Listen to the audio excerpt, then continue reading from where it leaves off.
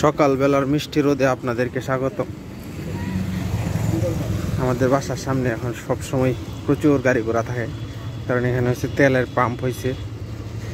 তেলের পাম্পের কারণে হচ্ছে এদিকে অনেক বিজি হয়ে গেছে। সব সময় লরি, গাড়ি, মোটর সাইকেল, ট্রাক, বাস সবগুলো এখানে তেল নেওয়ার জন্য আসে। হামিদুল,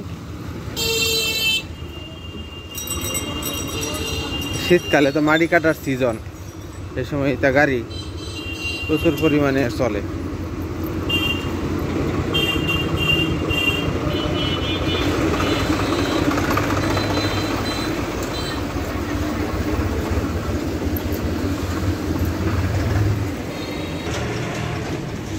সকালবেলার মিষ্টি রোদ।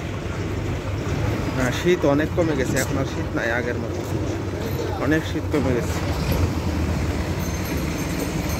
মানে এখন জানুয়ারি মাসে তো শীতকাল থাকার কথা, কিন্তু এখন শীতকালের পরিবর্তে হচ্ছে গরমই লাগে বেশি।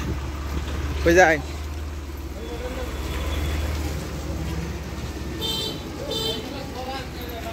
কিন্তু মাঘ মাস চলতেছে, মাঘ মাসে তো শীত প্রচুর থাকার কথা, কিন্তু এই তুলনায় শীত নাই বললেই চলে।